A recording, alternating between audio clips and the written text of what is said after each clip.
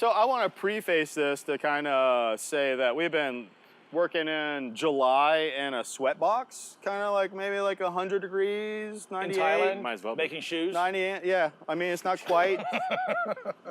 So that's been our day today. But So, anyhow. yeah, this is, you know, it's a standard audio warehouse shop that's kind of been flooded all across America right now with this heat wave. Anyone that works into a shop, unless you're in this really posh luxury environment that has a really good swamp cooler somewhere, we're all pretty much going to look like this. Yeah, we're pretty much going to look like this. So it just proves that we are actually hands-on and not actually a white gloving individual that uses the software for absolutely no reason whatsoever because we can. Yeah. This is actually an audio tool for what we do. Yeah. So I'm Scott Scoobie Scherban. Everybody calls me Scoobie. Been that way for 30 years. That's a long story due to mom gave it to me, but we won't even go further than that. Pretty much live audio engineer, done studio stuff here and there. Worked for multiple bands. The resume goes a bit far. Yeah. Not long enough for tape to include. And basically in today's time and age, I started on analog consoles. Worked from tag strips, screwdrivers, 160Xs, complete analog. Like how far? 100%. Like when you say that far back, like how far back are we talking? 85. Like, were the knobs this big, or were they this big, or were they still the levers big? with the Or did they have? Did they had two knobs on top of each other? Like what range of size knobs were you working with? That sounds quite personal, doesn't it? Well, I mean, no, actually, to be honest with you, the amplifiers I started at Tasco. Wow. Tasco used to be the world's largest sound company before Clare Brothers. Yeah. Because they had a European thing. And the amplifiers are crown ones with volume knobs, channel A and channel B, and that's it. So I think the oldest ones I saw were like 300. Are they the 300s? The one. These were crown 100s. Crown 100. So they're like the original. They're like only this deep, but they're really that deep because the transformer, and on the back. the fins are on the back. Yeah. And it's a volume A and a volume B, and that was it. Man. And we did have mass connectors then. Yeah. You know, but it was like the racks we would build, screw in 1,000 one-channel unit things like 160Xs, drummer, all that stuff. But we'd come out a 1/4 inch. Are you saying you guys didn't have plugins back then? Yeah, we did. The plugins were 2 1/4 inch cables. Oh yeah, that's right. We had plugins, and we plug in and in, and we plug it in and out, and we put it to a tag strip to a console, and then you adjust the in and the out by a knob. Yeah, there's a knob on the console. Are you serious? Yeah, there were knobs then. I never saw. Yeah, not just people; they were actual physical knobs. Wow. Yeah. Wow. So cool. You started all the way back then. Yeah. Okay. Jason, kind of give us a little bit about where you came from. What do you do? Yeah. What's your thing? I started in the church world. I was volunteering with my dad. Yeah. At a big church in St. Louis, and I pretty much started right there. I was youth group. I was the only guy that could turn on the mic, and I'd play in the band and turn around and twist the knob. Yeah, I actually started doing lighting stuff mostly. I doing a ton of lighting, and then just kind of gravitated towards audio for whatever reason. Yeah. And just kind of kept doing more and more there. Went to school for some audio stuff.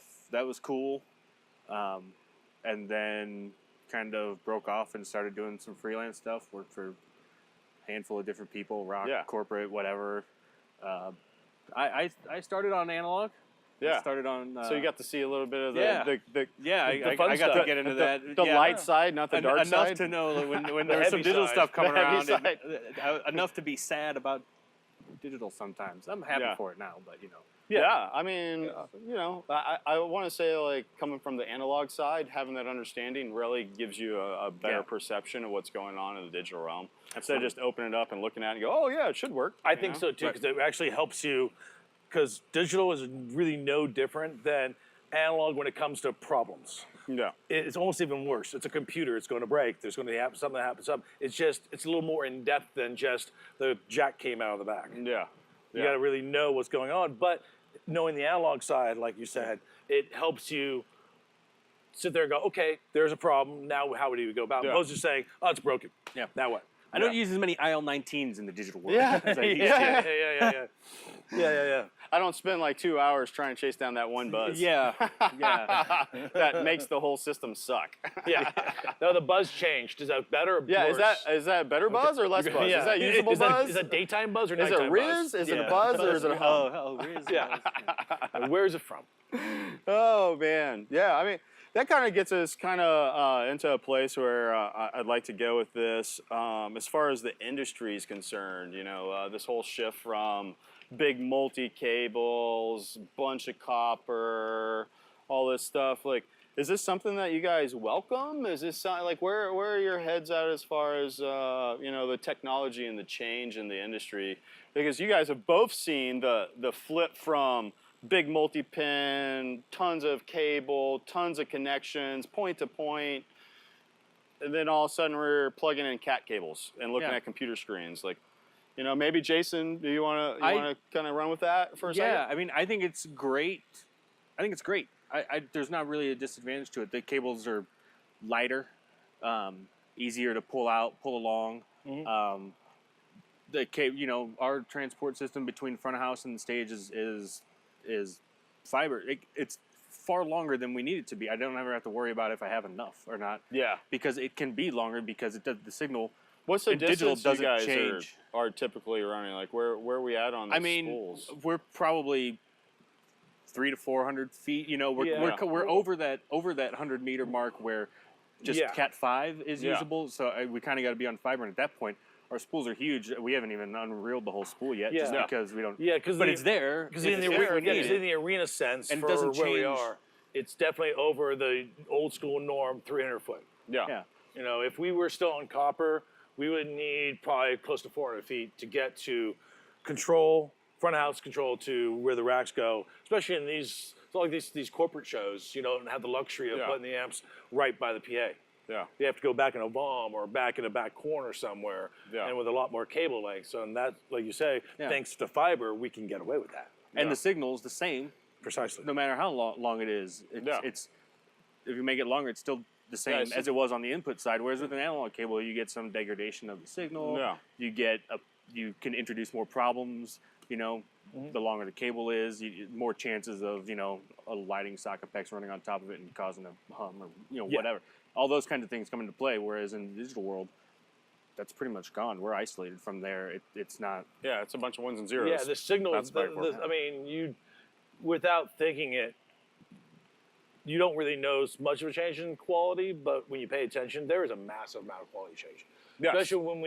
Especially now, like talking about this whole digital realm we're in and using Dante as the patch systems and the wirelesses and all this stuff that's coming together that makes, having Focusrites and everything that works together in a realm, in the digital realm, having the wireless themselves in the digital realm, just the noise floor is amazing. Stuff that we weren't really paying attention to then because it's what we had to work with. Yeah. And then when we finally get to this, you're like, whoa, this is, man. Yeah, you don't want to go back. We don't want to go back. Yeah. Yeah, when you do go back. It's like, is the system on? Yeah, when I go back. Before the system's on. Yeah, when I go back to doing rock shows, when it's just regular old copper and this and that, it's like, I can hear it. Yeah, then it was just whatever. There's a bunch of noise going on. Now it stands out. So the funny thing is when we started using this Dante rig, a couple times I went out and there's a guy. The very first time we put a profile in front of it. It was the Dante rig. The system was on, and it was like it wasn't on. Yeah. But it was on. Yeah. And this guy loaded his file, and then all of a sudden it was like. Yeah. Yeah. And I was like, what the heck is going on here? So I was digging through stuff, and I came up to him and go, hey, man, you got some plugins loaded on your session? He's like, oh, yeah. I was like, can you turn the analog off? Yeah. And he's like, oh, well, why? And he's like, well, you hear all that noise? It's just your plugin trying to make it sound analog. It just adds a bunch of noise to it. Yeah. You want a bunch of noise on your mix? Because I'm getting tired of hearing it. Yeah. And he's like, oh, no. And he started digging around, and sure enough, on his master, he had like a G plus or a SSL bus compressor or something with a little analog thing engaged. And he clicked it on, and it was like I hit the mute button on the PA. Yeah, and he probably had the gain structure, because those are great. Those actually are really good It's just he probably had the gain so far up from his last session that it was just clipping the whole, whatever. That analog thing has like a little thing that makes you just literally go shh. That's all. It wasn't that big of a deal when shh was already coming out of the PA anyways. Yeah, it wasn't. But now it's not. Now it isn't, and all of a sudden you're like, whoa, what are you? It's gone. So now it kind of like before you were probably just enhancing the noise a little bit. Enhancing it, whatever that means. Yeah. And but now you're actually just creating it because it's not there to begin with. It's not there at all. It's amazing. Yeah, I like the analog thing. It's just in the digital realm, I just prefer it to be the warming version of the analog. Oh yeah, and not the noising version of the analog. Yeah, something that makes it a little bit warmer. Yeah. So since we're you guys kind of elaborate a little bit on, you guys have like a fiber system that you guys use. Could you kind of elaborate on maybe why you guys like it? What is it? How is it kind of set up? You guys can drive both of it. You guys can bounce back and forth. No. So we have a venue profile, 2 consoles that are giving us a redundant thing. That's a whole nother kind of setup we got going on. But basically those go into a Rednet box that takes it from Maddie to Dante. From there, it travels down our fiber lines, so we trunk it backstage to one side, whichever side of the stage. We have 2 fiber lines then that run to the other side of the stage so that they're all connected. And redundancy, that's why there's 2. Yeah, fully. It's full primary and secondary. Everything. There's 100% redundancy. Sometimes you run into systems and no, we just had the primary running. I don't. I haven't had a problem, but I'm not going to leave it to chance. But it's also, like you said earlier, it's a digital world. Laptops sometimes freak out, computers freak out between temperature, heat, too many weird things, ones and zeros. Redundancy is always a good thing. It would be embarrassing to me if the primary went down and we lost audio and it was like, well, I had secondary available, I just didn't run it. Yeah. Or it was on one cable. Yeah, or it was on one cable. I would feel foolish. And then we have the luxury of having the 2 fibers on this, which is nice. So the redundancy is still in the digital world. Yeah. I mean, to digress with me, during certain festivals I do with certain systems, especially on the acoustic systems or even DMB, my primary is AES digital world, but I'm still running an analog backup. Yeah. Because at least I have a backup. Yeah. Something else to go Exactly, but it's analog. But at least with this system, because we have the fibers, it's luxury that we can have both primary and redundancy in the digital realm the entire time. Yeah. So if it did have a switch, well, knock on wood, it'll be like not even. Have you guys ever experienced that before? Have you ever seen any? I haven't had any problems. No, I have had fortunately no problems during a show run. You guys not on what this system we have. No, the system's been extremely stable. The pretty much 99.9 times of the time. Yeah, there's some basic configuration stuff that you have to do in the switches with on the administrative side. Yeah. Once you go in and set those settings correctly, it's no problems. No. I see things pop. I get very nitpicky now with it. Well, So let's be I see realistic. the slightest variation. all far systems, far pickier than I need to be, probably. But I just see one little thing and I'm like, ooh, what's that? Well, that's like we were doing, when we were teching this system out. I'm watching we're letting the network just burn, run away, and every now and then be like, I don't close my eyes, see something go off, go back on. That's a light. The system didn't actually physically do anything. It still passed signal. The actual analog lights on the front of the units still stays stable, but because the computer screen glitched, just like, what's that? But it's really nothing. It's just now we're just being more nitpicky because it's not really being paranoia. It's just we just want to. I mean, it's kind of like getting that comfortability factor with all this technology, and it's like, but being aware of the problems that arise because everything all things have problems, right? I mean, nothing's foolproof. Yeah. So on that level, I mean, have you guys had any problems to where you were like? I mean, it was pretty much like plug and play? I mean, you guys. No. I mean. You guys, it's not. I would say I would not use the plug and play word. No, that is definitely. You guys have spent some time massaging things. You have to know. You have to know what you're doing with it. Yeah, and it's a different kind of troubleshooting. You used to, analog systems. You plug things in and you go. And when you had a problem, you went to different snake boxes and made sure the numbers all lined up. Unplug it, I had away, this one mispatched there. Et cetera, Oh, I had this cable was bad. Whatever. With but you could roll in with a bunch of cables and patch a system together on site. I would hate to roll in with a bunch of blank switches and nothing to configure. That's what you have to be more careful on the prep side. But Yeah. so we've put this system together for the show that's about to go out. We're going to get there, and because we've taken the time to configure it now, when we get on the show site will be a and we plug and start play. burning load-in hours, and like on the client side, they have a bunch of labor there.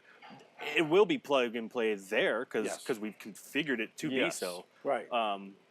But on the front end, if someone just dumped a bunch of gear in your lap, they want to load in.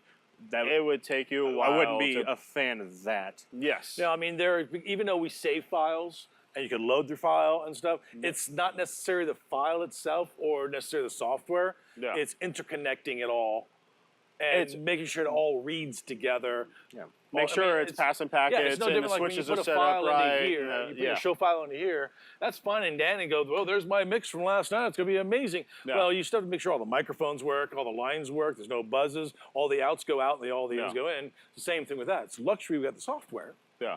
But like I tell people, again, we all serve this analog back world.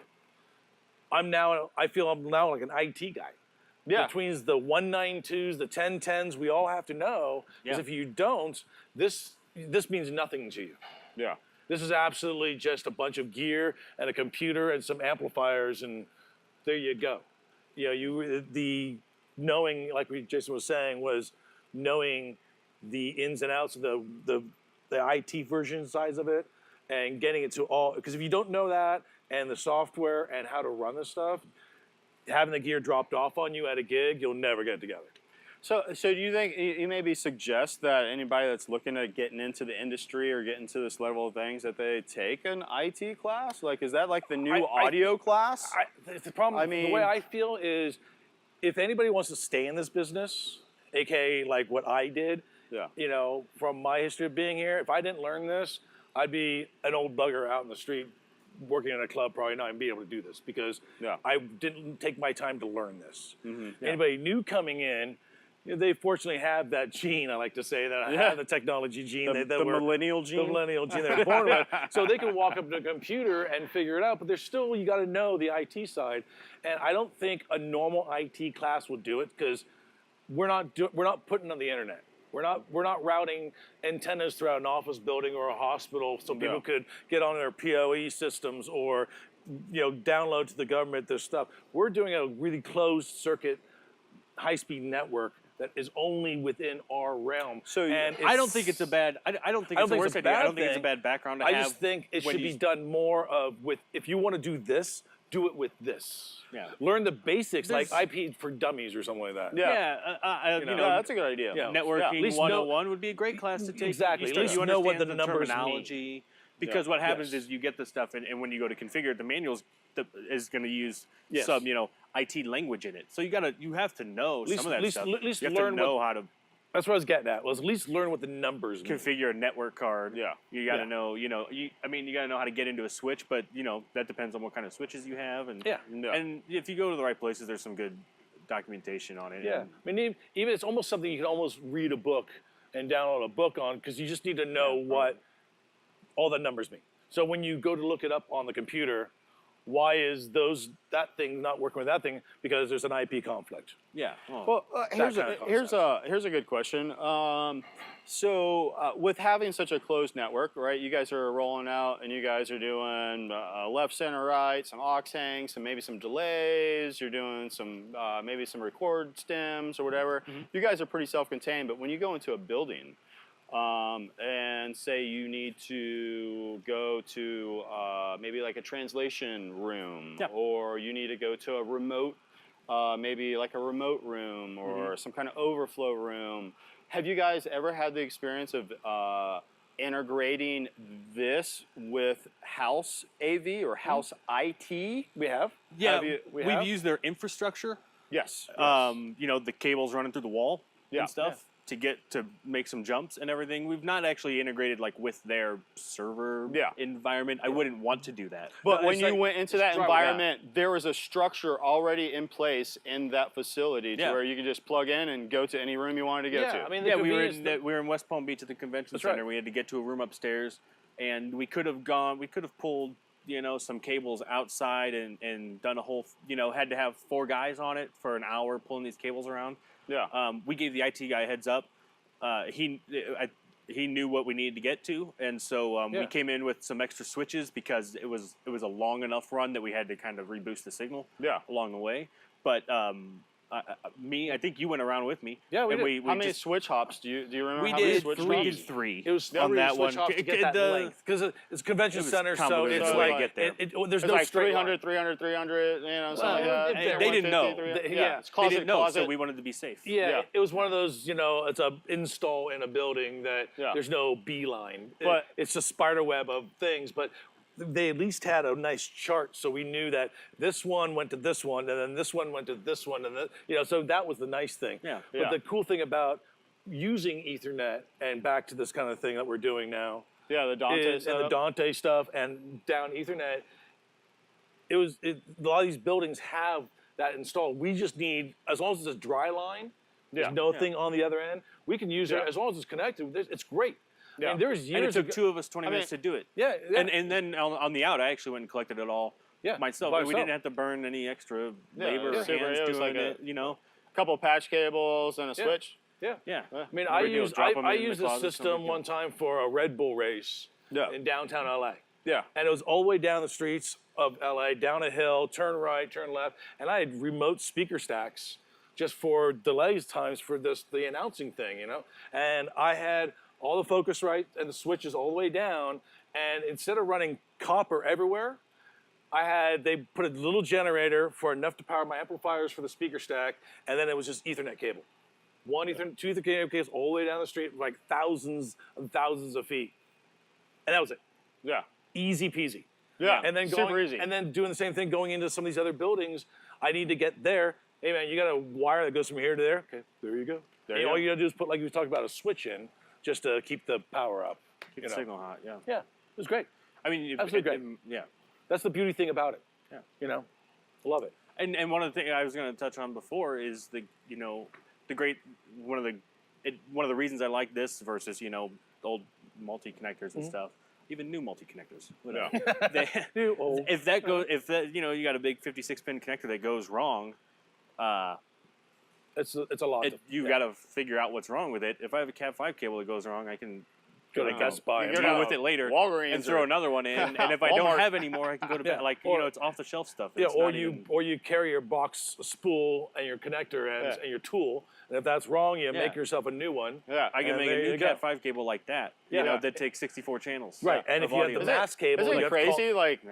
Like this old technology, like this thing that was made, and it's like almost been reinvented in a way. Yeah, because Cat 5 cable's been around for a long time now. Very long time. Yeah. I mean, it's just past the RJ45, right? RJ45 was out first, and then it was like the Ethernet thing. Yeah. And who knows? The military was probably using it back in the 50s, so who knows? I don't know. Well, I mean, most I guess of it the was all connectors didn't DB9, work. big freaking connectors. Yeah, most of the stuff was all military based. I mean, all our connectors came basically from military. All the mass connectors. That's pretty much what we do. RAM latches, all that stuff came military style.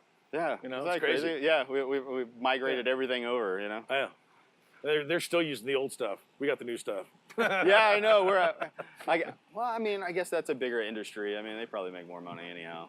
Well, government the $1 contracts. million hammer. The $1 million hammer. Yeah. paying for I the mean, how research. much of the Humvee cost or something? I don't know. Some Look crazy at your amount last of year's taxes.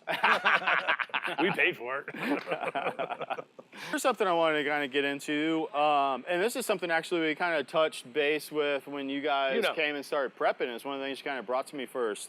These new, is it called AVI adapters? Avio. Avio? Is it Avio? Avio? Yeah. Avio? Avio. Avio. A-V. Sounds like a Avio. Yeah. So, what are your thoughts on those? Is that something that interests you? I mean, you guys are running these Dante system. Yeah. And, absolutely. I'm surprised it took this long. I mean, I'm sure there's some other boxes out. I know, some other folks make different interfaces or whatever. But we have a handful of computers on our on our production riser. We run some PCDIs over there, and come out of the headphone jack, and that's serviceable. Yeah. It works. We've started using some So you see that on like corporate shows and stuff. Yeah. You know, like you got all this playback stuff. And Yeah, you're like, yeah. Video, two video computers, and some music computers and stuff. We've got we've used some USB DIs, you know, USB, you know. Yeah, it's just if we got those adapters and integrated into our system and kept everything in that Dante digital realm, it's sad enough to say that the old mini jack analog like multi-pin thing that's going into a DI, it's sad to say that USB to Dante seems more stable and trustworthy than the mini jack that might get bumped, or the mini jack, they're broken. Yeah, or the mini jack on a dirty laptop that gets picked up, thrown in a road case, out of a road case, traveled across the country. I mean, how many times I've had mini jacks on laptops that are crunchy, dirty. I can totally. And this is keeping it in the realm, but on top of that, because it's going through Dante, and we can run it through all our Focusrites and all that, we can now control that whole system of theirs. All we gotta do is plug it in the computer. Yeah. We don't have to sit there and go, make sure the volume's all the way up. Make sure this is, it's just done. Yeah. So as far as ins and outs on this system that you guys prepped, how much of it is Dante and how much of it is not Dante? Like as far as ins and outs. We're all counting, by the way. Give me a minute. Yeah, I mean, it all is Dante at some point. Every in and out on this system goes through that Dante. Well, the Dante manager. Kind of, yes. The ins are still ins. You know, there's still mics to copper. Yeah. You know, on certain aspects of it. It still goes to the digital realm of the console into the MADI world, and then the MADI world gets converted back to Dante. Yeah. The wireless mics go directly to Dante. Yeah. The system itself, PA system, goes through Dante to get converted to AES. Yep. So yeah, pretty much 90%. There's 4 AES pairs that come out of one rack for the records, and that's simply because the MADI there's not enough outputs on the MADI card in this system to go back and come out of the Rednet. And so most of the system is either AES driven or Dante. Yeah. Yeah. So going back to, you said all your RF is Dante. Yeah. Did you, when you went from the analog, plugging it into a stage rack or something, you went from the analog to the Dante, did you notice any difference? Was there anything audible? The noise floor. Oh, the noise floor. Absolutely. The first time I used it the first time I experienced it was over in Europe. The guys set me up that way. And they're like, oh yeah, we got this on Dante, and it was with the Yamaha consoles, all controllable and everything. Yeah. I was like, oh, that's pretty cool. And I was just listening to it and like getting it up, and there was never noise. I was blown away. I told everyone, I was like, this is incredible. I was like, you can control it from the console. That's great. That's cool. But the noise floor is gone. Ever since then, I've kind of been rampaging again. Yeah, it's like your story of the PA. Yeah. With the dude that's plug-in. Yeah, it's plug-in. literally, it's the cleanest wireless I've ever heard. Yeah, I mean, always, when the mic gets, you plug a lav into a belt pack, it never sees analog. Like in this rig, it never sees analog again until the amplifier spits it out on the high power side of the speakers. Yeah. That's the only other time it's converted. Yeah, it's 1-0. Yeah, pretty much. Wow. Yeah. Do you find that there's any like lag in the system? Have you ever had a problem where you're like, man, it seems like this isn't cool? Not on ours. Latency not on this system we have here. Not on our system. I've had it on other systems, but it's always been just a glitch somewhere in the house setup. Yeah. Yeah, because that's again the most important thing. Digressing back to knowing IP and knowing technical stuff. It's about the setup mode. Yeah. We are now spending a lot more time setting this rig up than we would in the old days because of the new digital realm and have to getting everything to talk with each other properly. Yeah. But in the end result, the system's silent. Yeah. And it's pretty much once it's up and running, it's up and running. Yeah. Unless you bump the mouse and unclick something, it's really stable. Yeah. We spent a lot of time not that last time was the first time, but last time we kind of went and redid everything. Cleaned it up. Yeah. Because there's always the add-on Clean it this up, and let's do this and let's do that. Kind of. And you never started actually fresh. Yeah, that took a lot of time to do, but this time it was much faster and smoother because all that stuff, our switches are already all configured. I spent a ton of time doing that last time. They're all configured. I didn't have to get into the switches and configure anything. And because we plug them in and it works. Yeah, because we have two 64 Maddies, because one is per console. Yeah. These are identical in both ways. This one and this one are the same as redundancy, right? But the beauty thing with the Dante stuff is we have it saved per each one of which one is master. Yeah. So if there is an oops, and we've done this as a test, where we're like, okay, let's simulate this one going down.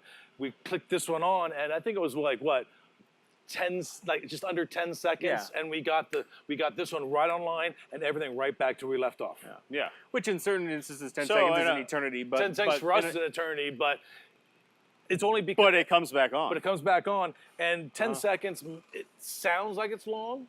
Yeah.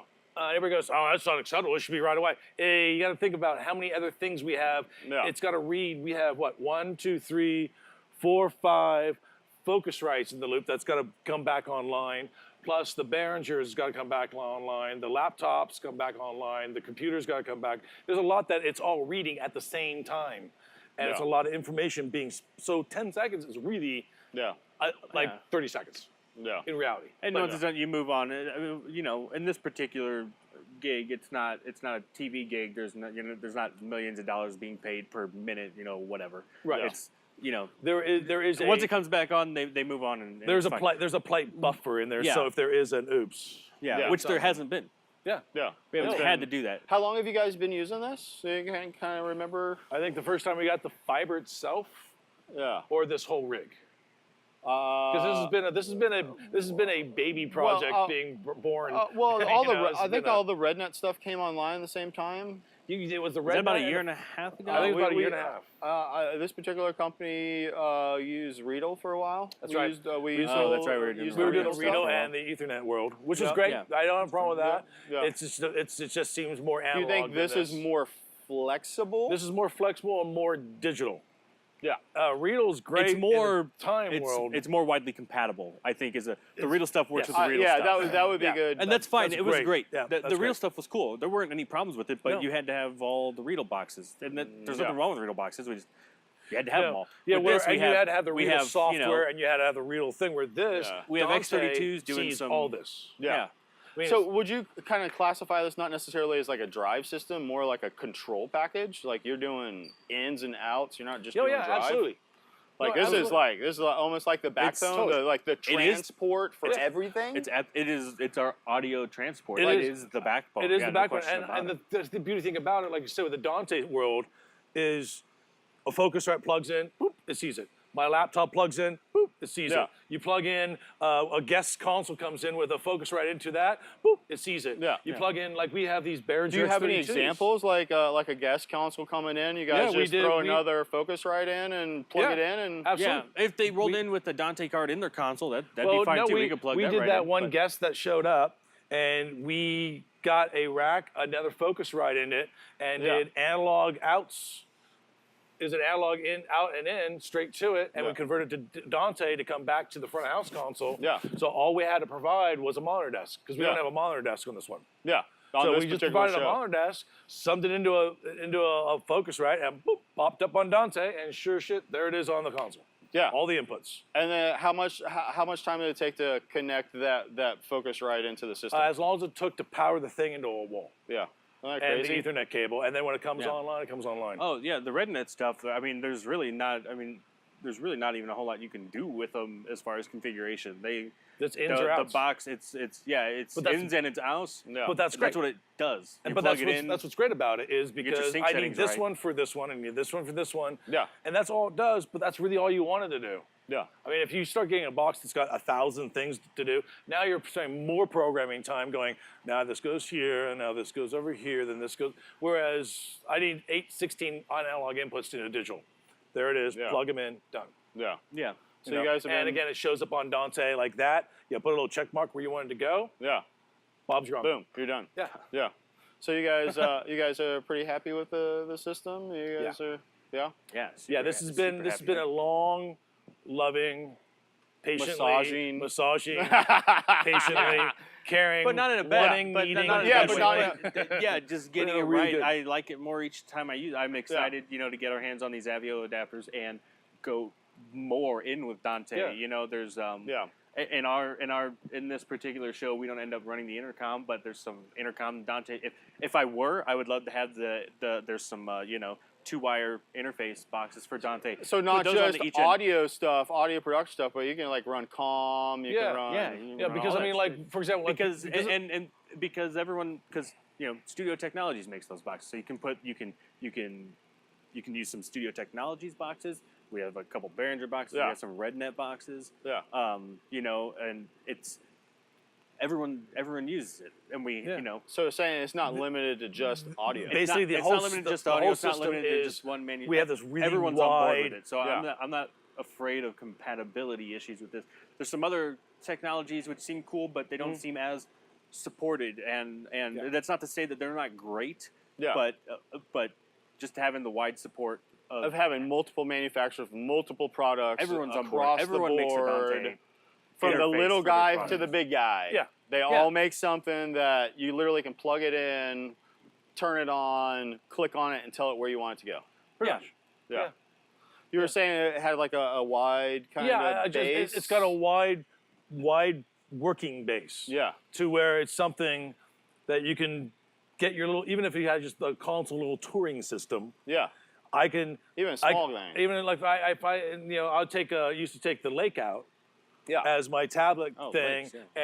and just use PA de jures, Yeah. where I can do this and do the same thing, but I can take one of those, two of those with me and still put one on stage and keep everyone like, no, I'll just run my own snake and plug in your PA up there Yeah. and keep everything still in digital realm. Yeah. And then if they happen to have something in-house, boop, plug it in. Yeah. Yeah. You show up and they already got the network cable sitting there for you, and just go I mean, click. for example, like we're running Behringer X32 rack mounts. Yeah. Because, again, we're converting microphones, phantom-powered microphones from Yeah. 400 feet away, converting it through an analog preamp to the Dante digital network, down the fiber, back in here, but when it gets back here, it stays in digital realm. Yeah. I mean, how cool is that? To take an actual hard copper wired mic with 48 volts on it and throw it into space. Yeah. And it shows up here on this fader. And Yeah. it sounds great. Yeah. It sounds know what I great. mean? It sounds great. Yeah, there's And no, you only had to pull out a there's- 25-foot XLR, Yeah, not like 300 feet. and there's of no snake. other conversions. Yeah. You know, there's nothing Yeah. because we can pick it up on this end analog if we need to, but there's no other conversions. It's just one. We're not going from A to D, D to A, A to D, D to A, D to D, and back and forth. It's it's A to D, poof, Yeah. and then the next time it comes back to A, like Jason said, when it comes Through out of the the speakers. amplifiers.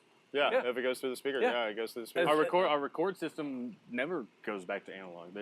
Yeah. We spit AES out and they record it on their end. And actually, they have their recorders have Dante in, and for one of our upcoming shows, I think we may try to multi-track some stuff because there's going to be some post-production content. Yeah. And so if we can run a couple Cat 5 over there and hit Dante on the back of their sound devices, and they can multi-track kinda up to bring up- 64 channels on 6 record decks. That's You bring up exactly. a good point. Genius. How easy it is, like you tell me, how easy is it to do a multi-track recording with Dante? it's you Ethernet cable? yeah, an Ethernet cable in your computer. Yeah, Ethernet cable into the little adapter many- thing. 64 tracks? Yeah, you You start. remember when we used to have like Pro Tools rigs? Everybody's Yeah. rolling around Pro Tools rigs and like a bunch of like ADAT rigs. Yeah. Imagine those ADAT things. rigs. DA88s. The VHS tape that you had to format for 90 hours in real time. I Those are mean, great. I mean, you pretty much can pull out a laptop and you can do a 64-track Yeah. record. And if you're a rock band, you can playback like and- play it right back into your desk. Yeah. Well, yeah. Well, that's you With do the it that- Ethernet you cable. Put it on. Do it on your tracks live and the waves. Thing, Yeah. And then you turn it back around, and if you got a Digico, straight back in. Not even a question. Yeah. It's great. Wow. Yeah. That's crazy. Like where we've come But to. again, it makes life easy in the copper sense. Yeah. So yes, the cables are smaller. We're not lugging around the big giant multi-pins. You know, there are something to say about those still. They're, depending on who you talk to. Yeah. But there's really 90% setting it up. Once it's set up, it's really just a couple fiber here, a couple thing there. So when it comes down to it, we're not so much burning ourselves on the load in and setting up and the infrastructure of it. It's the hardest thing is flying the PA up in the air, really. Getting that right. Because once everything else is set, we can now concentrate really on making the show the show. We don't have to sit there and worry about, no, we're not ready for sound check. I got a little buzz in this line. I got a little thing with it. This is Pat Strong. Our time spent doing this because of the Dante and all the world of digital. Yeah. When we get to the event and we load in, like Jason, we were saying, plug and play. By then, after all this prep, we can now concentrate on the show being the best it can be.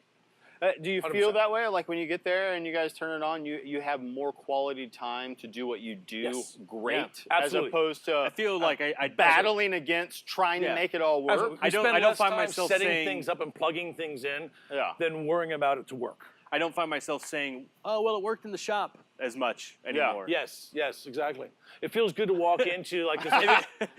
It feels good to walk into the shop and sit there. Wait until after this gig. Yeah. It feels good to walk into an arena, a giant arena where there's a lot at stake. Yeah. Especially when there's video involved.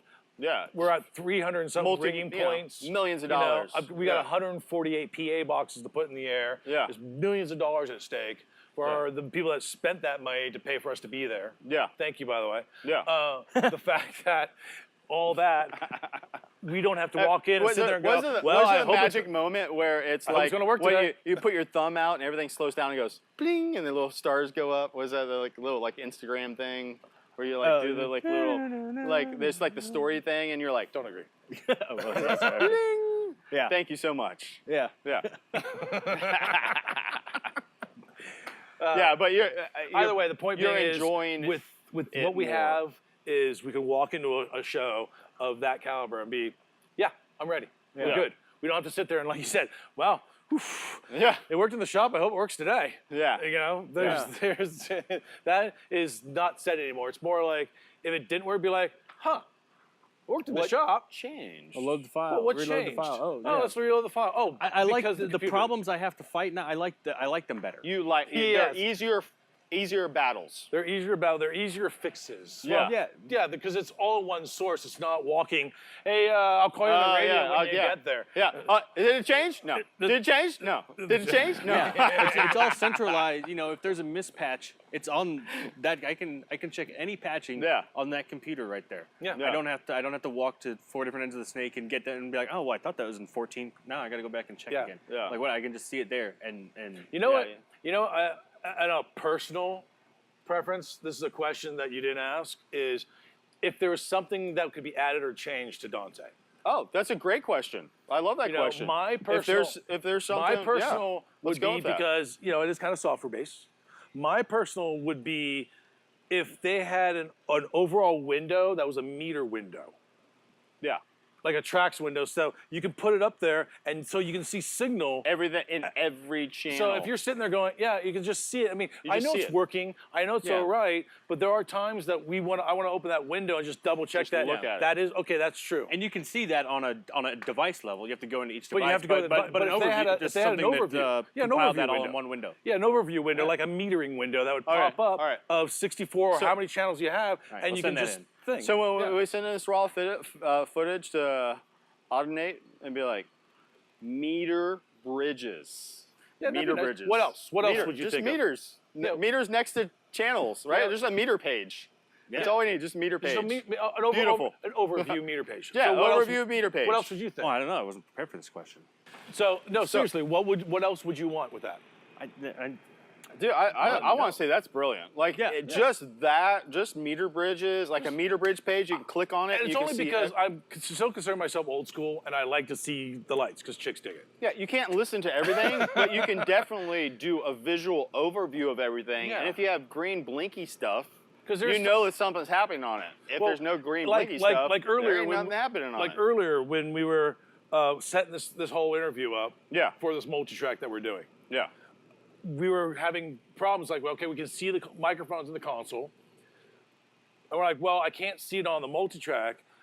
So in order to go in, we had to click on each thing and go, nope, I don't see meters here. Or so if we had the meter bridge open, it says, no, I got it here. So it's past that, something else. Yeah. And it's like, it comes out of the console into the front of house thing, but all of a sudden it's not coming out of here. Yeah. But if I saw it hitting Dante, that means it's probably in another unit somewhere, like the X32 doesn't have the fader up. Yeah. Something that I have to go to. Unfortunately, in this world, we do have to go to multiple windows and pages, but it's a lot better than going to multiple XLR cables and seeing which one. Yeah. is Having to run buzzing. 300 feet Yeah. backstage. Rather, Exactly. rather click on a screen multiple times Exactly. than like take a walk and go, Yeah. oh man. Yeah. Yeah. Cool. No, I love that one. I think it's You, great. you got Yeah, anything? That's good, yeah. You're super happy? You're pumped? I don't. Yeah? But I think that's what's cool. Like, I don't have Yeah. a burning rage inside me about anything No. with and it. that like, was, and like I said, that just popped up think out of the it's- wind because we were talking about, you know, the whole signal Yeah. path. Yeah. Yeah. So, That's one thing I think I think could be very useful, especially in our live production. I want to say a lot of the Dante stuff is really kind of geared a little bit more towards the install market, although it's so corporate.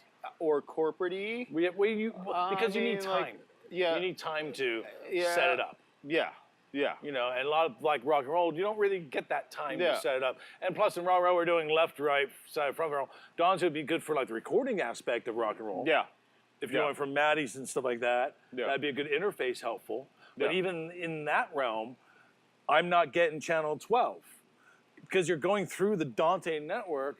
Do I know, is it the Dante's fault, or do I know if it's the Focusrite or Pro Tools rig fault, or is it my computer? So if I had that little thing, I could be like, no, it's going through the Dante system. It made it from 300 feet away to here. So it made it there. So okay, it's after that. So it could be in the yeah, blah blah blah. yeah, yeah, Oh, the blah, yeah. blah. But just being able to quickly reference it, I just Yeah. think is brilliant. Yeah. Yeah. Just a quick, just a Yeah. quick. Well, in the I live, mean, in the I live love the world, little that's what it's green about. check It's- marks. I love those, but they don't flash. I like flashy things. Yeah. But in the live world, and it's in the as live well. world, it's about speed. Yeah. Being able to reference things fast, But- knowing or- Even access, even the yeah, show we do, even this big arena corporate show that this is all Yeah, designed fast. for, we still need that speed. yeah, oh, It absolutely. still needs to happen then. We have the Well, in luxury any of here. the live world, that's you know, I've had critiques of different things before. It's all about, it's not fast. This console, it's not fast to get around on. I can't. There's some consoles, you know, if the interface lags, if I move faster than the interface on the, you know, that I can't do that Yeah. because I can't get where I need to go as fast, Right. and it's all about speed, getting there quickly. The need. Because when something goes wrong, you need to get there quickly. The need. Yeah. Yeah. Yeah, the need for speed. Yeah. Cool. Well, I think it's a good time. I think we touched all the subjects. I think. we Is don't there get in anything trouble. you guys want to add at all to any of this? I mean, I think we covered everything. Yeah. I don't know. Do they make I shirts? think is it time to t-shirts? Yeah, shirts, hats, jackets, and swag, connectors, adapters. Yeah. You know, Yeah. I'll endorse. www.net.world.com. That's right. Go there. Yeah, I think we touched on a really good about of it. You know, Yeah. it's about of it. That's a good word. You know, as far as what it can do, and what we actually use it for, Yeah. which is again 99% of everything we do. Everything that goes in goes through Dante. Everything that goes out of the system goes through Dante. Yeah. It's the bridge of the system. Yeah. Yeah. Everything goes over one way, and everything goes into Manhattan, comes out of Manhattan via Dante. Yeah. Yeah. Awesome. Yeah. Cool. Well, thank Cool. you guys. I appreciate everything. Yeah, excellent. You got a Give- fan. Give yourself a round of You got a applause. fan. Yeah. No, we need some fans. We need to turn the fans turn the on. fans All back right, on. we're going to turn those fans back on. Yeah. Thanks, guys. All I right, appreciate no it. worries. Mary. Thanks, No man. worries.